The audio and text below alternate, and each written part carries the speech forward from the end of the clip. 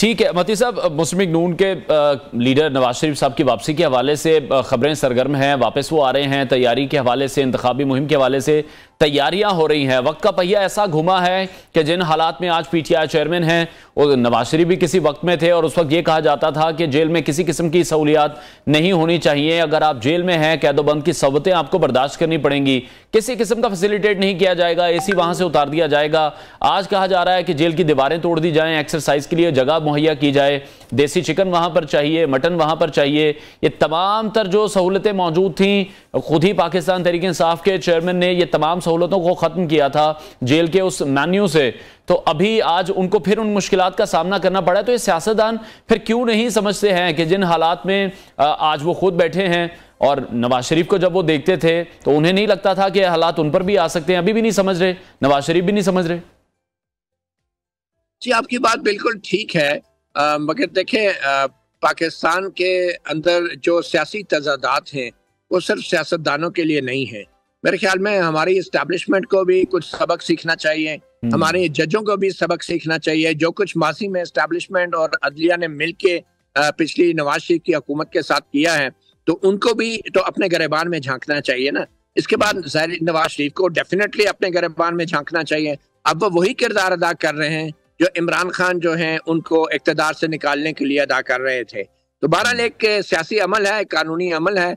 अब देखना ये है कि जो कुछ इमरान खान ने बोया है वो कब तक काटेंगे, और अगर इमरान खान अपनी माजी की गलतियों का बरमला एतराफ़ करते हैं और सामने आके अपना एतराफ़ जुर्म करते हैं उस साजिश के हवाले से, जिस साजिश के तहत पिछले 2017 में हुकूमतों को अदम इस्तेहकाम का शिकार किया गया और हुकूमत गिराई गई, अगर उसका एतराफ़ करते हैं और अगर वो जनरल बाजवा और जनरल फैज़ दोनों के एहतसाब का मुतालबा बरमला करते हैं, तो डेफिनेटली हम जैसे लोग भी कहेंगे कि अब थोड़ा सा एहसास अगर किसी को हो गया है तो उसको उसी तरह मौका मिलना चाहिए जिस तरह माजी में नवाज शरीफ और आसिफ अली जरदारी को बार बार मौके दिए गए हैं।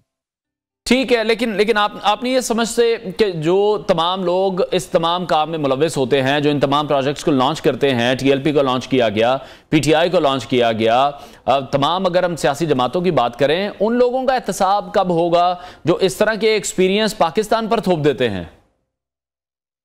जी बिल्कुल, मेरे ख्याल में तो ये एहतसाब बिल्कुल होना चाहिए, और नवाज शरीफ ने भी यही एहतसाब का नारा लंदन में लगाया था। अब जबकि वो वापस आ रहे हैं तो लगता है वो एहतसाब का नारा लंदन में ही छोड़ के आ जाएंगे। तो ये बहुत वाज़ेह है कि अगर सिर्फ इक़्तिदार की खातिर बार बार असूलों पर समझौता किया जाएगा तो ये लोग बार बार जेलों में जाएंगे, बार बार साजिशों का शिकार होंगे। और एक बार फिर से हम देख रहे हैं कि वो अपने उस सख्त बयानिए से अब मईशत की बेहतरी के फॉर्मूले पर आ गए हैं। तो फिर किस तरह से देख रहे हैं नवाज शरीफ की वापसी को? फिर से मसलहत की सियासत ही कर ली उन्होंने भी इस बार।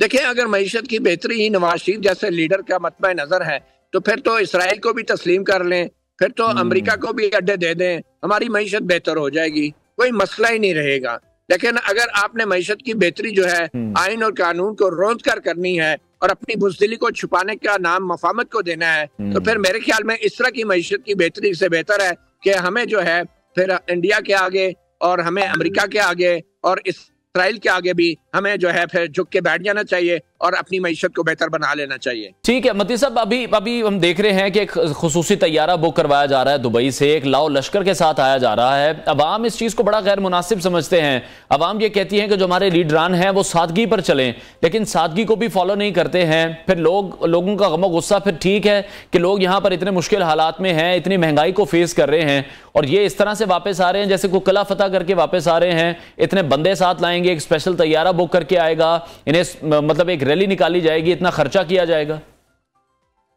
शायद नवाज शरीफ साहब को एक खदशा हो कि अगर वो पीआईए के जहाज में आएंगे तो उसका रुख मोड़ ना दिया जाए, जैसा वो जनरल मुशर्रफ के साथ कर चुके हैं या जैसा वो पहले एक दफा जहाज में इन्होंने 2007 में आने की कोशिश की थी और उनको वापस जहाज में बिठा के भेज दिया गया था। दोबारा बहुत सी वजूहत हो सकती हैं, मगर सियासतदानों के हवाले से ये बहुत पुरानी अब ये प्रोपेगेंडा हो चुका है कि वो इस जहाज में आ रहे हैं, बड़ी गाड़ी में आ रहे हैं। मेरे ख्याल में अब ये चीजें बंद हो जानी चाहिए। इस प्रोपेगेंडे की वजह से आज हम इस मुकाम तक पहुंचे हैं कि एस्टैब्लिशमेंट ने हमेशा, चाहे उनके करीबी सियासतदान हैं या उनके मुखालिफ सियासतदान हैं, उन दोनों के खिलाफ इतना जबरदस्त प्रोपेगेंडा किया है कि जब भी उनको जरूरत पड़ी है तो अपने मोहरे बदलने में उनको कोई मुश्किल पेश नहीं आई। बहुत शुक्रिया senior सहाफी, senior तजियाकार Matiullah अज़द in conversation थे।